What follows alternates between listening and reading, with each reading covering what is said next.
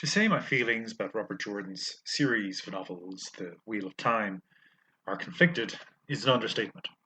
From the age of 12, they were a constant presence in my life until the gaps between the releases started widening, as did my taste in reading.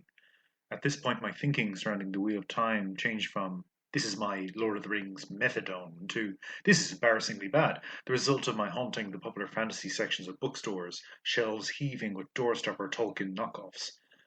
And I did return to read the concluding entry in The Wheel of Time titled A Memory of Light in 2013. That is a span of years reading these books that covers 2 decades.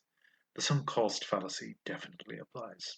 Even in my review of the last book written by author Brandon Sanderson, after the passing of Robert Jordan in 2007, I noted The Wheel of Time has long had its critics, and this book will certainly do nothing to change their minds. The flaws in the series were always apparent. I simply aged into noticing them.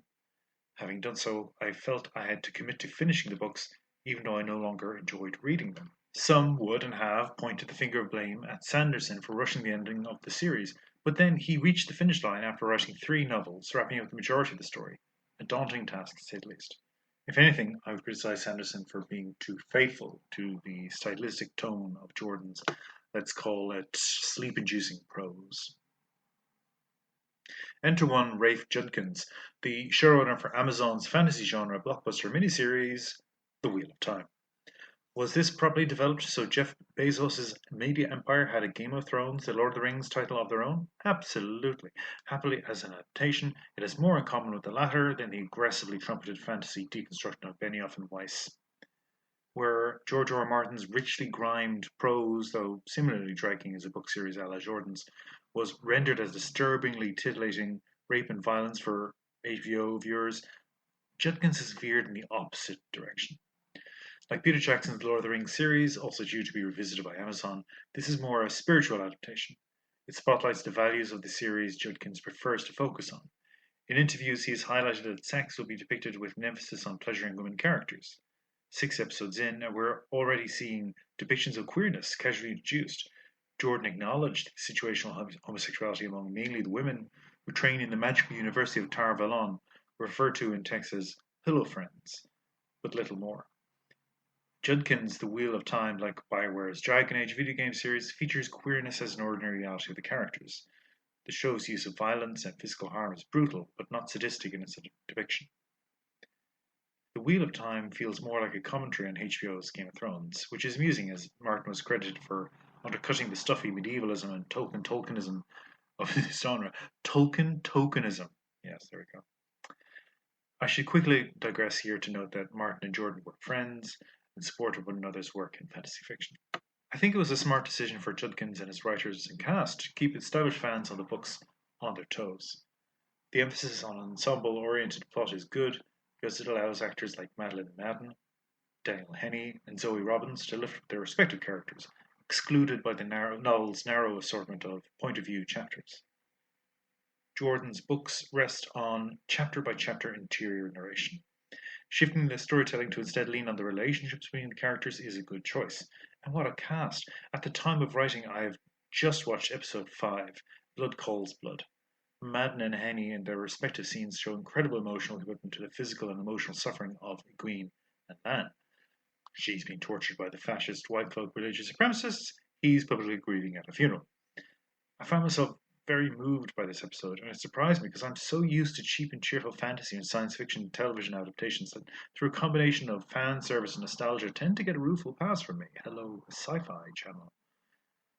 But this show, I like it. It has issues. Overall, though, I'm enjoying it both as an entertainment and a commentary on the flawed source material. Jordan's books were praised for their vaunted sexual politics, despite their boiling down to scenes with powerful women being spanked, or men yelling in frustration at their lovers who secretly love it. Eesh. Here, violence is instead answered by compassion and love. Maria Doyle Kennedy's speech, oh, this cast, as Ela, describing the way of the leaf, underlines this approach. What she describes, a peaceful philosophy that in the books was ultimately a failed throwback to a misunderstood tradition of servitude, is here a richly articulated practice of nonviolence.